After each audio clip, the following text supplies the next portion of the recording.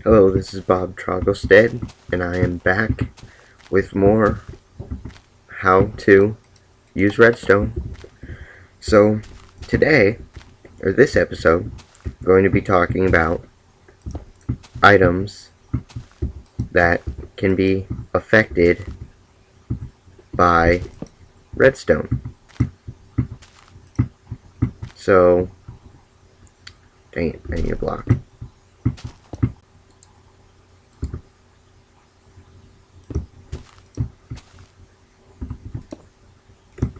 Okay, so these are all the items, or yeah, I think these are all the items. I haven't, looked for any more that can be affected by redstone, but this is a dispenser, and you can place items in it, like even a dispenser, and when redstone current is applied like this, it shoots out the item. Now this is pretty useful if you're wanting like on a server, if you fill it with arrows and then have them shoot out, I think. Yep. Okay, so if I come back over here, put the arrows in, and like on multiplayer, if you're mad at somebody and like they trespass or anything, you could put a pressure plate instead of this, and it'd be aiming at them, and you just shoot, and it'd shoot at them, and it'd hit them. So that's a pretty cool use for it, I think. Now, on to the next one, fence gate. And fence gate, door, and iron door are pretty similar, where it's just, it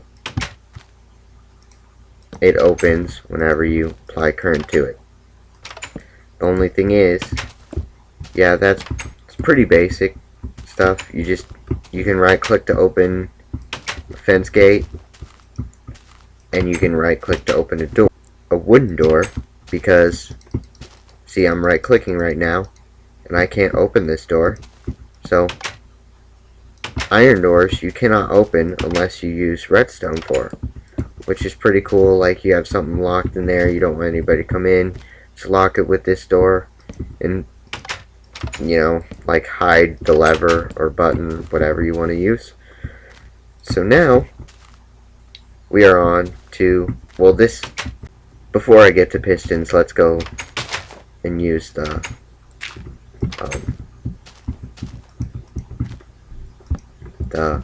trapdoor.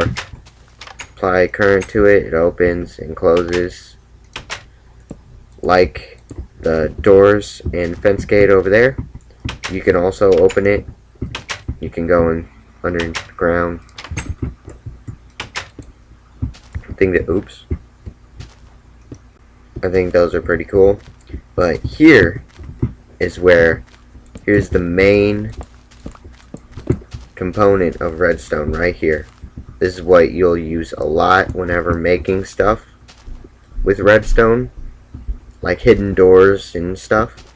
You'll be using the piston, and this is just a regular piston, not a non-sticky piston, and as I've shown you in another video, you just turn it on, it comes out, turn it off, it comes back.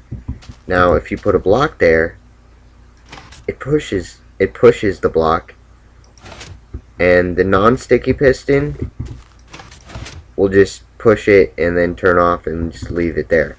But the sticky piston will, see, it has a little slime right there. The sticky piston will push and pull the block back.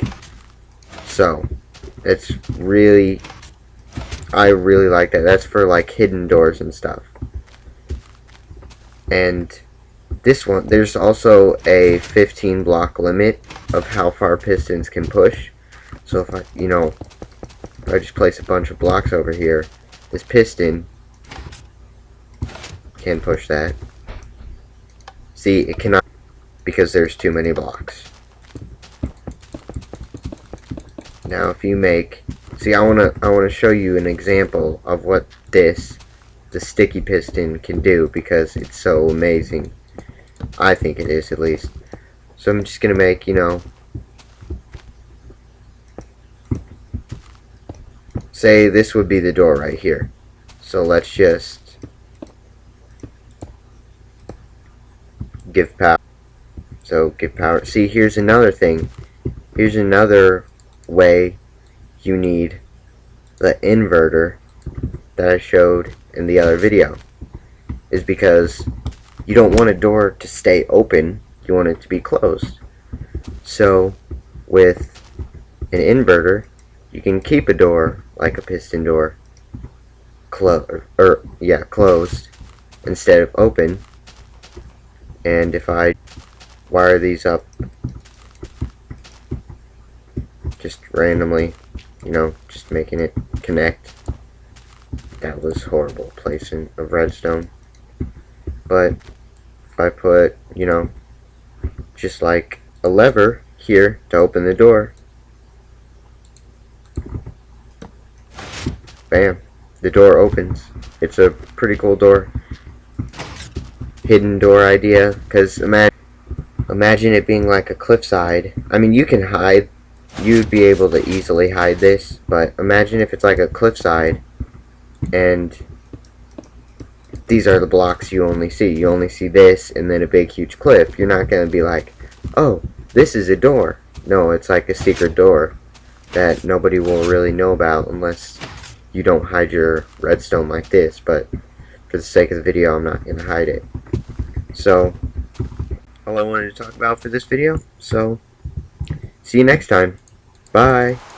Oh, great. It started raining. That's just great.